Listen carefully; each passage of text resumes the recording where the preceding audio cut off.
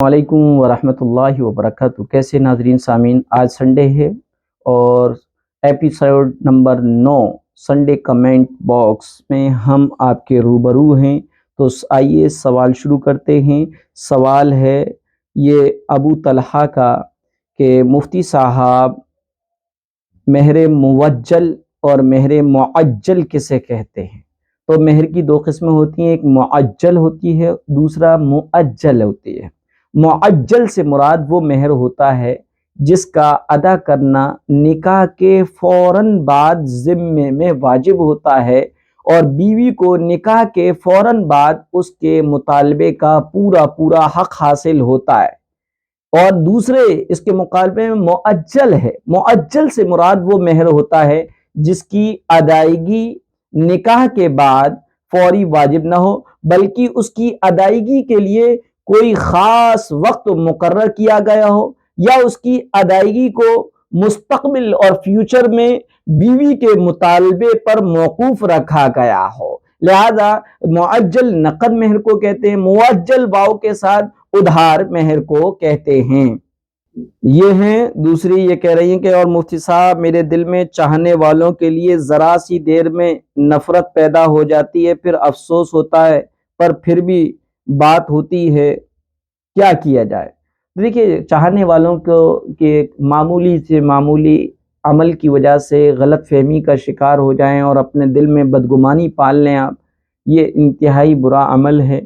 واقعے کی تحقیق کرنا چاہیے۔ ظاہری چیز میں ہو سکتا ہے ہمیں غلط فہمی کے شکار ہو جائے، اس کی تحقیق کر لینا چاہیے اور اپنے چاہنے والوں کی قدر کرنا چاہیے اور یوں ان سے بدگمان اور غلط فہمیاں قائم کر کے ان سے رشتوں کو نہیں توڑنا چاہیے۔ اگر آپ کا مزاج ایسا ہے تو ایسی صورت میں یہ کہ اپنے چاہنے والوں کے لیے آپ دعائے مغفرت کرا کریں، ان کی ترقی کے لیے دعا کیا کریں اور ان کو تحفہ دیا کریں۔ انشاءاللہ آپ کی غلط فہمی اور جو ہے ان سے تعلق یا ان کے خلاف اپنے دل میں کچھ کپٹ یا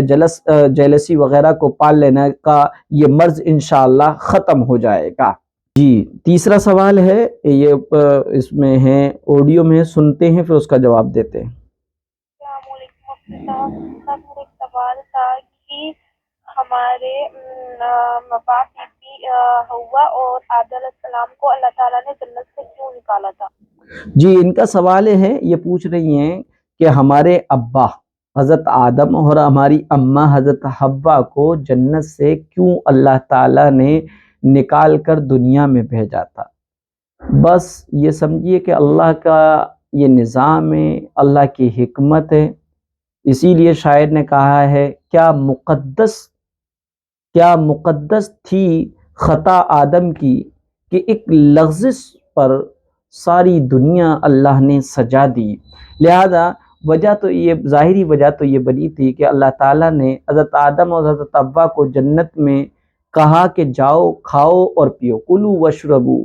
ہنی امریہ، جتنا چاہو جیسا چاہو جہاں چاہو گھومو کھاؤ پھرو، لیکن ولا تقربا هذه الشجرہ، اس درخت کے پاس، اس پیڑ کے پاس بھی تم نہ جانا۔ لیکن روایتوں میں آتا ہے کہ شیطان کے ورغلانے کی وجہ سے یا نفس میں، شیطان چونکہ گردش کرتا ہے خون میں، رگوں میں خون کی گردش کی طرح، اس لیے نفس کے چاہت پر یا شیطان کے ورغلانے پر اب یہ سوال اٹھتا ہے کہ شیطان جنت میں پہنچا کیسے؟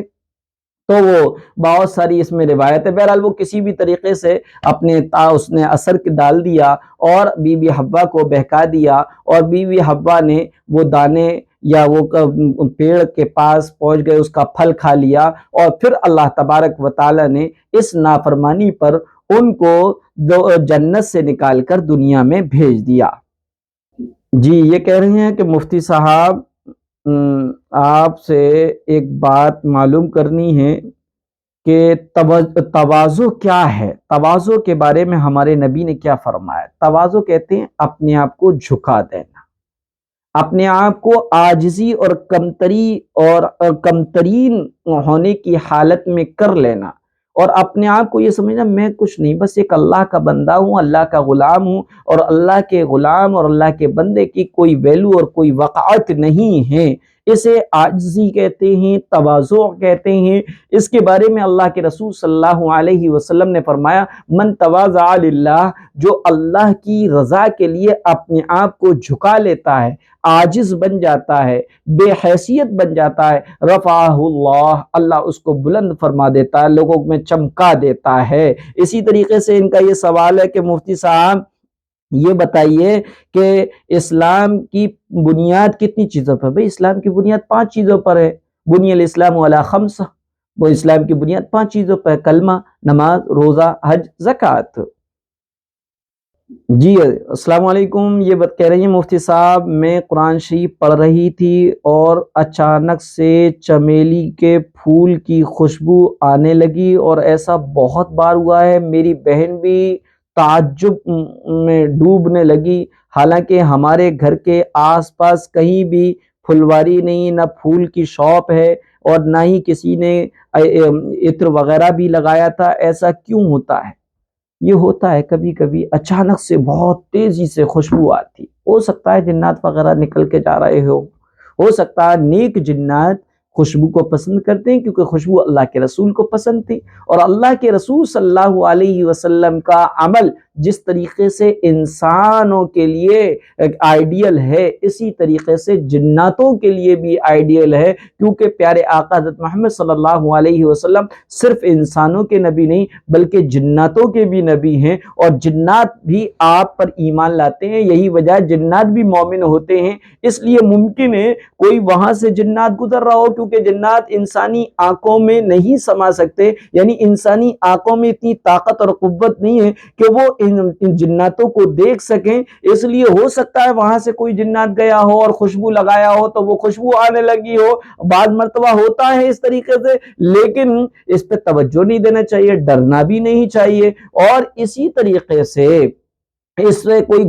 اپشگنی نہیں لینا چاہیے، بدشگنی نہیں لینا چاہیے، آپ کو قطعاً کوئی نقصان نہیں پہنچائے گا۔ آپ قرآن کریم پڑھ رہی تھی تب ایسا ہوا۔ اسی طریقے سے دور صحابہ میں ایک واقعہ ہوا کہ ایک صحابی رسول اپنے گھر پہ قرآن کریم کی رات میں تلاوت فرما رہے تھے، ان کا بچہ بغل میں سو رہا تھا، ان کا گھوڑا استبل میں بندھا ہوا تھا، قرآن کریم پڑھتے پڑھتے ان کو جگنو کی طرح نور جو ہے آسمان سے زمین کی طرف آ رہے تو ان کے چاروں طرف ایسا ہونے لگا، جس کی وجہ سے کچھ دیر بعد ان کا گھوڑا بدکنے لگا، ہنہنانے لگا، تو انہوں نے قرآن کریم کو یا نماز کو ختم کر دیا تاکہ ایسا نہ ہو کہ گھوڑا رسی کو توڑ کے بچے کو نقصان نہ پہنچا دے۔ پھر صبح جا کر اللہ کے رسول سے اس کا ذکر فرمایا تو اللہ کے رسول نے فرمایا فلاں تم اگر قرآن کریم پڑھتے رہتے یا نماز پڑھتے رہتے تو فرشتوں کو اپنی آنکھوں سے دیکھ لیتے، وہ جو نورانی چیز اوپر آسمان سے زمین کی طرف آ جا رہی تھی وہ اللہ کے فرشتے تھے، نورانی مخلوق تھے، لہذا نقصان کبھی نہیں پہنچائیں گے، اگر ایسا ہے تو اس کو اگنور کر دینا چاہیے۔ جی یہ محمد فردین ہے، یہ کہنا ہے السلام علیکم مفتی صاحب، ایک مسئلہ تھا،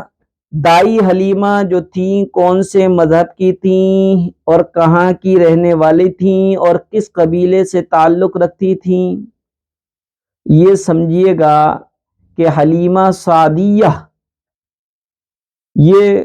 سعدیہ کے لقب سے مشہور ہیں، دائی حلیمہ کے نام سے مشہور ہیں، قبیلے حوازن سے تھیں، اس قبیلے سے غزوہ حنین میں جنگ بھی ہوئی تھی اور مسلمانوں کو فتح بھی ہوئی، مگر بعد میں حوازن کے لوگ مسلمان ہو گئے، محمد صلی اللہ علیہ وسلم نے ان کے قیدی جو غلام بنائے گئے تھے واپس کر دیے، وہ حلیمہ کے دائی حلیمہ کے رشتہ دار تھے۔ غزوہ حنین کے موقع پر پیارے آقا حضرت محمد صلی اللہ علیہ وسلم کے پاس آئیں، آپ ان کے لیے کھڑے ہو گئے اور اپنی بہن شیمہ جو کہ دائی حلیمہ کی بیٹی تھی ان کے لیے چادر بچھائی، حلیمہ اور حلیمہ کے خاوند بھی مسلمان ہو گئے تھے۔ ایک مرتبہ مدینے میں آئیں اور تو محمد صلی اللہ علیہ وسلم اپنی نشست اٹھے اور کہا میری پیاری امی، میری محترم اماں آئیے تشریف لائیے، پھر آپ نے چادر بچھا کر عزت و تکریم بھی کی۔ بہرحال یہ لکھا ہے الغابہ کتاب میں علامہ ابن حجر رحمۃ اللہ علیہ نے کہ دائی حلیمہ اور ان کے شوہر اسلام لے آئے تھے، مومن تھے۔ اسی طریقے سے یہ پوچھ رہے ہیں کہ السلام علیکم مفتی صاحب، میرے کانوں سے کبھی، یہ تو جواب دے دیا گیا ہے۔ یہ شاہین بہن کہہ رہی ہیں السلام علیکم مفتی صاحب، کیا میں آپ کا نمبر اپنے ریلیٹیو اور فرینڈ کو شیئر کر سکتی ہوں؟ جی ہاں، میرا نمبر شیئر کر سکتے ہیں۔ میرا نمبر ہے 8791157709۔ یہ آپ کسی کو بھی دے سکتے ہیں، 8791157709۔ اگر واقعی وہ مجھ سے دینی مسائل معلوم کرنا چاہتے ہیں، ان کا یہی مقصد ہے، تو آپ دے سکتے ہیں۔ اسی طریقے سے یہ چھوٹو ہے، ان کا نام عرفان ہے لیکن ان کو چھوٹو چھوٹو کہتے ہیں۔ ان کا مسئلہ کیا ہے؟ انہوں نے مسئلہ پوچھا لیکن آڈیو میں پوچھا ہے، آؤ ان کی آڈیو کو سنتے پھر جواب دیتے ہیں۔ السلام علیکم مفتی صاحب، جی پوچھ رہا ہوں اذان کے ٹائم اللہ توبہ کرنی چاہیے کہ یہ کہہ رہے ہیں کہ مفتی صاحب اذان کے توبہ، اذان ہوتے ہی بعض لوگ کہتے ہیں اللہ توبہ اللہ توبہ، اللہ میری توبہ اللہ توبہ، یہ کہنا چاہیے؟ جواب یہ ہے کہ اذان شروع ہوتے ہی یا اذان کے بعد اللہ توبہ نہیں کہنا چاہیے، نہ ہی یہ مسنون ہے نہ مستحب ہے۔ ہاں البتہ یہ ہے، روایتوں میں آتا ہے کہ اذان کے بعد دعا قبول ہوتی ہے، لہذا دعا مانگ سکتے ہیں۔ اسی طریقے دوسرا سوال ہے ان کا، کیا ہے اس کو سنتے ہیں پھر جواب دیتے ہیں۔ السلام علیکم۔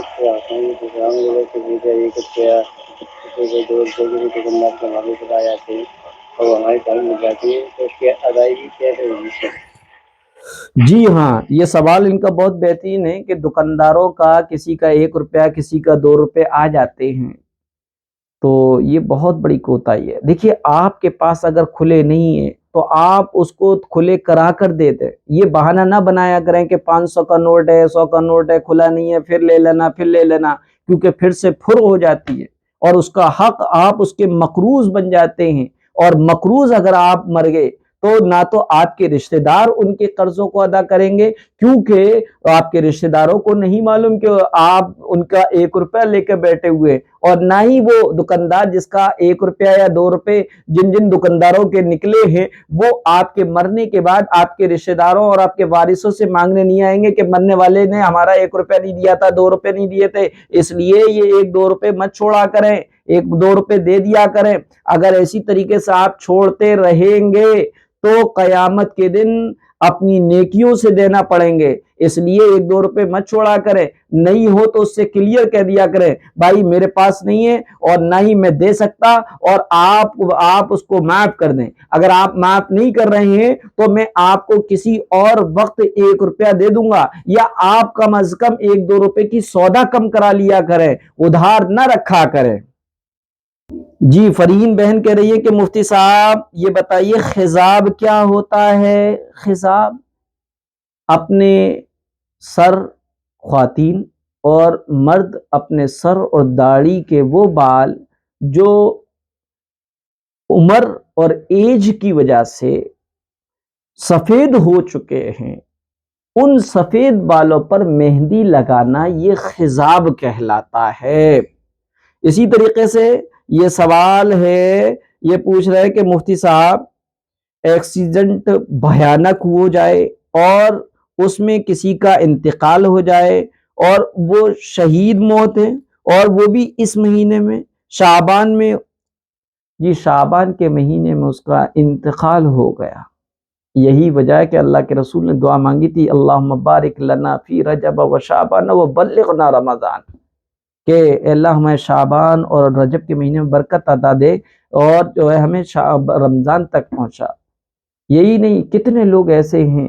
جو پچھلے رمضان میں ہمارے ساتھ تھے، اس رمضان میں پتہ نہیں وہ ہمارے ساتھ رہ پائیں گے نہیں رہ پائیں گے، یا ہم ان کے ساتھ رہ پائیں گے نہیں رہ پائیں گے۔ بہرحال اگر ایکسیڈنٹ ہوا ہے اور بھیانک ہوا ہے تو ایسی صورت میں شہید تو نہیں کہلائیں گے،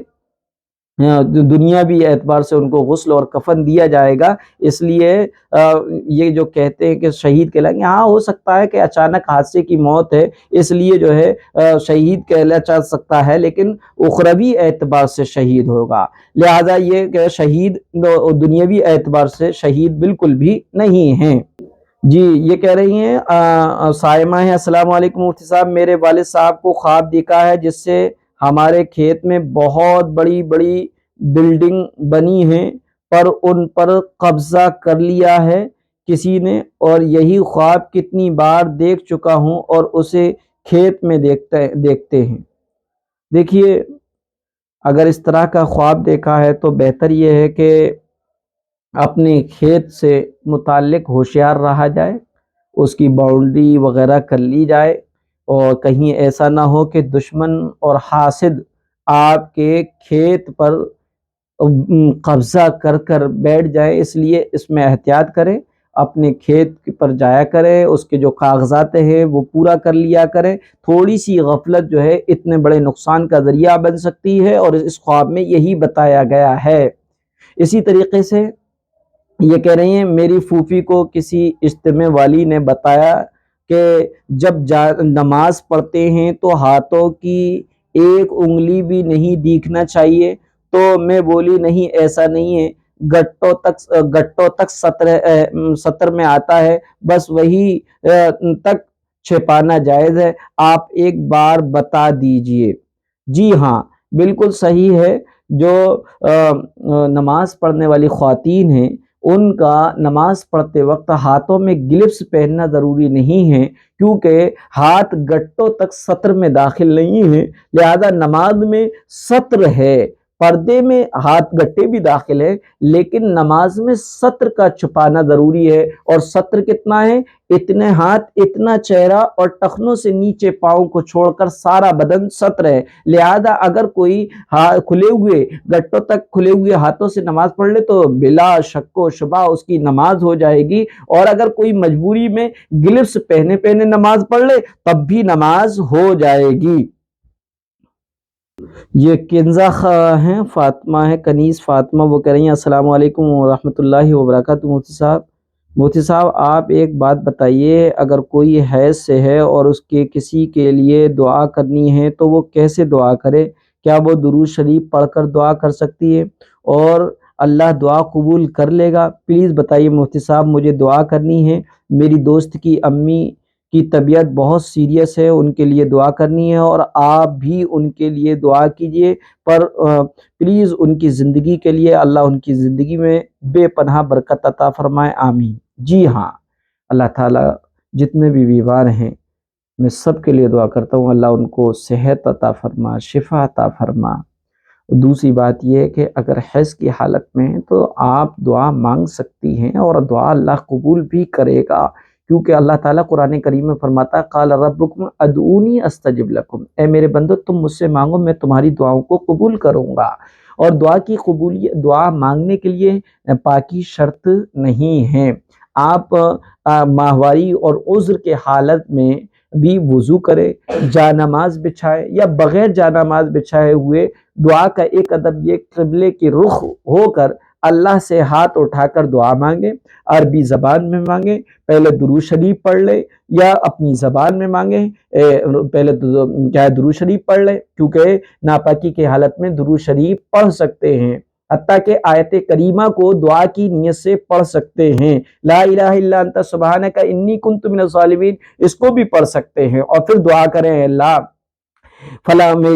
وہ خالہ ہے ان کی طبیعت خراب ہے، اے اللہ تو ہی شفا دینے والا ہے، اے اللہ ڈاکٹر اور اسپتال تو ایک سبب ہے، ذریعہ ہے، وسائل ہے، لیکن حقیقی شفا دینے والا تو ہے، انت شافی تو ہی شفا دینے والا، تیرے علاوہ کوئی شفا دینے والا نہیں ہے۔ اس طریقے سے دعا کر رہے ہیں، اور دعا جتنی قبولیت کے یقین کے ساتھ مانگی جاتی ہے اتنا ہی اللہ کی بارگاہ میں قبول بھی ہوتی ہے۔ یہ ہیں مولانا ذوالفقار صاحب آگرہ سے، وہ کہہ رہے ہیں السلام علیکم مفتی صاحب، میرے دوست ایک آفس میں جاب کرتے ہیں، آفس میں واش روم میں کموڈ انگلش ٹوائلٹ لگا ہوا ہے، وہ کھڑے ہو کر ہی یورین کر کے استنجا کر لیتے ہیں، کیا ایسا کرنا درست ہے؟ وہ بھی روزانہ؟ ہاں بھئی ایسا ہے، جو میں بتایا کہ انگلش ٹوائلٹ ہے، کوموڈ ہے، اور اس میں بالکل آپ کا سب چیز جو ہے اس میں فکس ہو جاتی ہے اور چھینٹیں آپ کے بدن پر، پاؤں پر، کپڑوں پہ نہیں آتی، تو ایسی کنڈیشن میں آپ کھڑے کھڑے پیشاب کر سکتے ہیں اور استنجا کر لیں اور آپ پاک ہی رہیں گے، وہاں پر کر سکتے ہیں۔ کھڑے ہو کر پیشاب کرنا ایک تو جانوروں کی مشابہت کی وجہ سے منع ہے، دوسرا چیٹوں کی وجہ سے منع ہے، لیکن اگر کموڈ ہے وہاں پر کھڑے ہو کر لیا جائے تو ناپاک نہیں ہوں گے۔ السلام علیکم، یہ نازیہ سیفی ہیں۔ وعلیکم السلام ورحمۃ اللہ وبرکاتہ۔ امی کا ایک سوال ہے، کیا مجھے اپنے سسرال والوں کو شادی میں بلانا چاہیے؟ یعنی میری شادی ہے تو بھائی بلانا چاہیے۔ سل من قطعک، اللہ کے رسول نے فرمایا جس نے آپ پہ زیادتی کری ہو، آپ کا دل دکھایا ہو، آپ کو حق تلفی کی ہو، آپ کے سکھ میں، آپ کے دکھ میں، آپ کے درد میں، آپ کے برے حالات میں آپ کا ساتھ نہ دیا ہو بلکہ منہ موڑ لیا ہو، اور اللہ نے آج آپ کو سکھیاں دی ہیں، خوشحالیاں دی ہیں، تو ایسی سکھ میں اور خوشحالیوں کے موقع پر آپ ان کو بلا لیجئے، بہت اچھا کام ہے۔ 1000 رکعت نفل نماز اور 1000 نفل روزوں سے بہتر یہ ہے کہ آپ ان کو بلائیے، توڑنے والوں سے جوڑیے، یہ افضل ترین عمل ہے۔ جی یہ ساؤتھ افریقہ سے ہیں، ہماری بہن ہیں، یہ کہہ رہی ہیں کہ مفتی صاحب میرے ایک بتی بھانجا ہے، اس کے شادی کی آپ استخارہ کر دیجئے۔ دیکھیے استخارہ کا معنی ہے خیر طلب کرنا، اللہ سے مشورہ کرنا، صاحب معاملہ خود کرے، لیکن یہ زیادہ ضد کر رہی تھیں تو میں نے ان کا استخارہ کیا۔ استخارے میں یہ آیا تھا کہ بھئی شادی کر لو۔ شادی کرنے کی دو ہی کنڈیشن ہیں کہ یا تو بیوی مطیعہ، فرما بردار، خدمت گزار، وفادار ملے گی، تو ایسی صورت میں اللہ کا شکر ہوگا، شکر گزار بندے بنیں گے، اور اگر خدا نخواستے بیوی جو ہے کچھ چڑچڑے مزاج کی یا ویسی بھی اس کی ملی تو اس پر آپ صبر کریں گے، تو صبر اور شکر دونوں ہی اللہ کو بہت پسند ہیں اور اللہ کے قریب لانے والے ہیں، اس لیے شادی کر لی جائے، کوئی حرج کی بات نہیں ہے۔ یہ محمد ریاض ہیں، کہہ رہے ہیں السلام علیکم، خیریت سے ہیں؟ وعلیکم السلام، جی الحمدللہ آپ کی دعائیں ہیں، میں خیریت سے ہوں۔ یہ کہہ رہے ہیں کہ آپ نے ایک دعا بتائی تھی مجھے کہ مامی کی بیٹی جب دودھ نہیں پی رہی تھی، وہ دعا میں بھول گئی، اب میری بیٹی ہوئی ہے، وہ مجھے بتا دیجئے، وہ دودھ نہیں پی رہی، میں آپ کی جواب کی منتظر ہوں۔ آپ کی بیٹی دودھ نہیں پی رہی یا بیٹا دودھ نہیں پی رہا تو آپ 23 بار سورۃ الکوثر یعنی پوری انا اعطیناک الکوثر فصل لربک ونحر ان شانئک هو الابتر، اور 3 بار شروع اور آخر میں درود شریف پڑھ کر پانی پر دم کر لیں، اور سینے پر بھی دم کر لیں، اور وہ پانی تھوڑے تھوڑے وقفے سے سینے پر اور بچے کے چہرے پر چھڑکے انشاءاللہ فائدہ ہوگا۔ یہ سوال ہے، ان کا آڈیو میں ہے، پوچھتے ہیں، علی گڑھ سے ہیں، یہ کیا ہے ان کا پوچھتے ہیں۔ کیا کرنا چاہیے؟ نماز ہے۔ السلام علیکم بھائی، آپ سے ایک بات پوچھنی ہے، آپ ضرور رپلائی دیے۔ نہیں جیسے قرآن شریف کا کور یا جانور ہوتے ہیں ہم لوگ، تو اس کا پانی کہاں ڈالنا چاہیے؟ یہ سنا ہے کہ اس کا پانی نالی میں نہیں ڈالنا چاہیے۔ دیکھیے جانماز ہے، اس کا پانی نالی میں چلے جائے کوئی حرج کی بات نہیں۔ قرآن کریم کا جو جزدان ہے، ایک تو وہ جزدان جو اس پہ چڑھا ہوا ہوتا ہے یہاں پر، ایک وہ جزدان جس میں وہ رکھا ہوا جاتا ہے، دونوں ہی جزدان اگر دھوئیں تو بہتر یہ کہ ٹب وغیرہ میں دھوئیں اور اس کا پانی جو ہے چھت پر ڈال دیں، جو ہے نالی میں نہ ڈالیں، اور جانماز کا نالی میں بھی چلا جائے تو کوئی بے ادبی بے حرمتی نہیں ہے، اور بہتر یہ کہ ٹب وغیرہ میں دھو کے جانماز کا پانی بھی چھت کے اوپر ڈال دے۔ جی یہ نقشبندی صاحب ہیں، یہ مسئلہ پوچھ رہے ہیں، السلام علیکم، ایک مسئلہ پوچھنا تھا، وہ یہ کہ کسی نے مسئلہ پوچھا ہے کہ بعض علماء اکرام نماز میں وَلَضَّالِّین پڑھتے ہیں اور بچوں کو قرآن پاک پڑھاتے ہوئے بھی وَلَضَّالِّین پڑھتے ہیں، اور کچھ عالم دین وَلَضَّالِّین پڑھتے ہیں نماز میں بھی، اور بچوں کو قرآن پڑھاتے ہوئے بھی وَلَضَّالِّین پڑھتے ہیں، ان دونوں میں کیا فرق ہے؟ کون سا پڑھنا چاہیے؟ کون سا زیادہ بہتر ہے؟ وَلَضَّالِّین یہ ضاد کا جو مخرج ہے، اور ضاد کا جو یہ ضاد جو حرف ہے، یہ صرف ولضالین میں نہیں آیا، سورہ فاتحہ میں نہیں آیا، بہت سی جگہ پر آیا ہے، قرآن کریم میں بہت سی جگہ پر آیا۔ تو ایک تو یہ سمجھیے ولضالین، یہ زبان کی نوک اوپر کے دانتوں کی جڑ میں لگ کر ادا نہیں ہوگا، یعنی دال اور دعاد کا دال ہی کا مخرج ہو جائے تو یہ غلط ہے۔ وَلَضَّالِّينَ، یعنی جو لوگ زبان کی نوک اوپر کے دانتوں کی جڑ میں لگا کر ضاد کو ادا کرتے ہیں، وَلَضَّالِّينَ کہتے ہیں، وہ غلط ہے۔ ہاں البتہ زبان کے جو ہے پھول کر اس کے کنارے جڑوں میں اور ڈاڑوں میں لگیں گی اور اس وقت ضاد ادا ہوگا، جس میں دال کی ہلکی سی بو آئے گی، دال نہیں نکلے گا۔ وَلَضَّالِّينَ یہ ہے، زبان کی نوک اگر اوپر کے دانتوں کے جڑ میں لگ رہی ہے اور پھر ضاد کو ادا کیا جا رہا ہے تو ایسی صورت میں یہ غلط ہے۔ یہ منتشا ریاض الدین ہیں دہلی سے، یہ کہہ رہی ہے مفتی صاحب رمضان کی آمد کی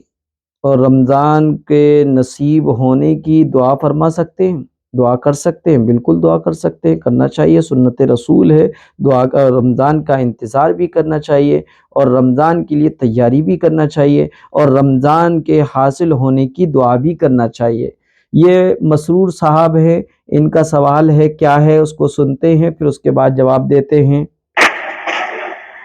السلام علیکم ورحمۃ اللہ وبرکاتہ۔ مفتی صاحب، مفتی صاحب میں محمد مسرور عالم بول رہا ہوں، ناظرین کا بیٹا۔ تو میں ایکچولی دلی میں ہی رہتا ہوں، گھر تو آگرہ ہے میرا، لیکن میں نا کبھی کبھی جب گھر جاتا ہوں تو دلی ایکچولی میں بیسیکلی پڑھائی کے لیے آیا ہوں، تو میں 3-4 سالوں سے دلی میں ہی ہوں۔ تو جب میں آگرہ جاتا ہوں تو 200 کلومیٹر دور ہے، جب 200 کلومیٹر طے کر کے آگرہ جانا ہوتا ہے تو اس میں کیونکہ ریئل گھر تو آگرہ ہی ہے، تو وہاں پہ کیا مجھے 2 رکعت سفر والی نماز پڑھنی پڑے گی یا کیونکہ گھر ہے تو پھر پورا رکعت پڑھنا پڑے گا؟ جی مسرور عالم صاحب اصل پراپر آگرہ کے رہنے والے ہیں، پڑھائی کے سلسلے میں وہ دہلی ہاسٹل میں یا وہاں کرائے پر رینٹ پر لے کر رہ رہے ہیں۔ تو اگر آپ کہیں نوکری کر رہے ہیں یا آپ کہیں ایجوکیشن حاصل کر رہے ہیں، وہاں سے آپ اپنے گھر پہ آتے اور آپ کا گھر کافی دور ہے، تو ایسی صورت میں گھر پہ چاہے 1 دن کے لیے آئیں، چاہے 10 دن کے لیے آئیں، چاہے 2-4 مہینے کے لیے آئیں، جب بھی آپ گھر پہ آئیں گے اور جتنی دیر کے لیے بھی آئیں گے اس حالت میں آپ کو پوری ہی نماز پڑھنی ہے، کیونکہ اگر آگرہ آپ کا وطن اصلی ہے اور وطن اصلی میں نماز قصر نہیں ہوتی بلکہ نماز مکمل پڑھی جاتی ہے۔ یہ حیدر قریشی ہیں، یہ سوال کر رہے ہیں، ان کا سوال آڈیو میں، جواب بعد میں دیں گے، پہلے آڈیو سنتے ہیں۔ السلام علیکم مفتی صاحب ورحمۃ اللہ وبرکاتہ۔ ارے مفتی صاحب میں یہ پوچھا تھا، جیسے سبقت والے دن رات جگتے ہیں اس کے صبح کوثر جانا چاہیے یا نہیں جانا چاہیے، یہ بتائیے مجھے۔ دیکھیے شب برات میں جاگنے کے بعد قبرستان جانا کوئی لازمی اور ضروری نہیں ہے، بہتر یہ کہ آپ اس طریقے سے رات کے کسی بھی حصے میں یا دوسرے دن چلے جائیں، یہ اسی رات میں جانے کو لازمی اور ضروری اور دین کا حصہ اور دین کا شعار سمجھنا غلط ہے۔ جا سکتے ہیں، حدیث میں آیا ہے، لیکن اس کو ضروری نہ سمجھا جائے۔